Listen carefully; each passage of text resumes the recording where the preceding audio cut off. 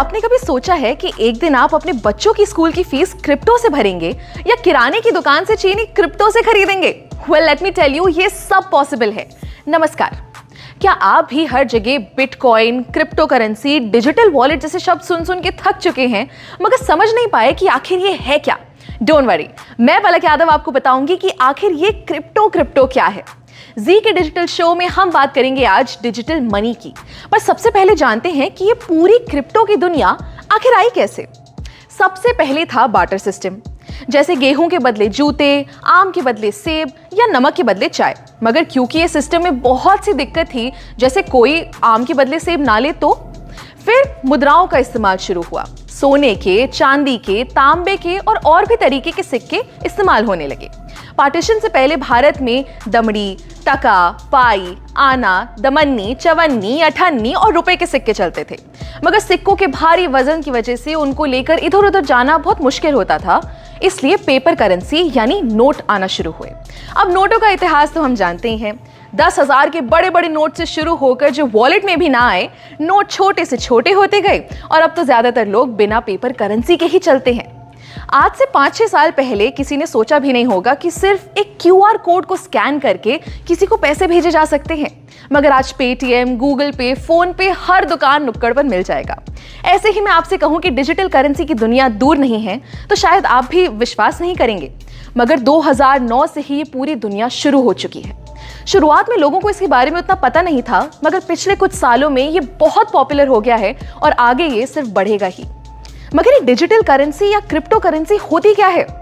Digital currency एक virtual currency है, यानी जिसे आप इन नोटों की तरह अपनी जेब में नहीं रख सकते। ये हमारे ऑनलाइन वॉलेट में रखी जाती है, यानी बिना किसी झंझट के आप इसे कहीं से भी एक्सेस कर सकते हैं। अच्छा, इसी का दूसरा नाम कह सकते हैं क्रिप्टो करेंसी। Crypto currency. अब करेंसी का मतलब तो हम समझते हैं पैसा, मगर ये क्रिप्टो किस भला का नाम है?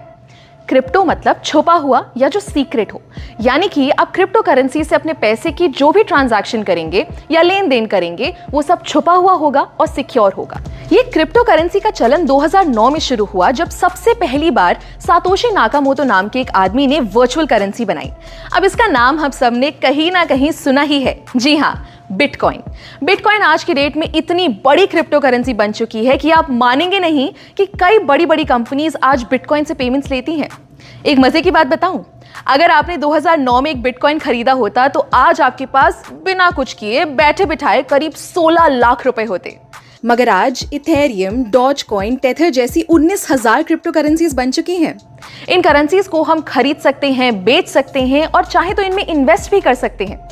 अब ये तो हम समझ गए कि क्रिप्टो करेंसी एक तरीके के ऐसे पैसे हैं जिन्हें हम छू नहीं सकते, मगर अगर हम इनसे खरीदेंगे या बेचेंगे तो इसे कोई कंट्रोल कर रहा होगा क्या? जी नहीं, यही खास बात है क्रिप्टो करेंसी की। इसे कोई थर्ड पार्टी जैसे कोई बैंक या कोई सरकार कंट्रोल नहीं करती, यानी कि ये डिसेंट्रलाइज्ड होता है। पूरे ट्रेडिशनल बैंकिंग सिस्टम को तोड़ते हुए क्रिप्टो की ट्रांजैक्शन सीधे एक वॉलेट से दूसरे वॉलेट में होती है। क्रिप्टो करेंसी को पहले उतनी मान्यता नहीं मिली थी।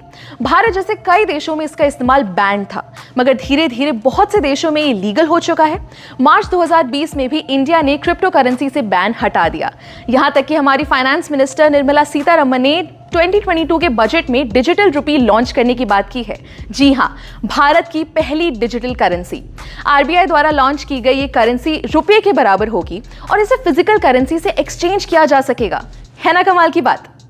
दोस्तों, क्रिप्टो की ये दुनिया जितनी बड़ी है उतनी ही इंटरेस्टिंग भी है, तो इनके बारे में हम जितना जाने उतना कम रहेगा। तब तक के लिए स्टे ट्यून्ड और देखते रहिए जी न्यूज़ डिजिटल।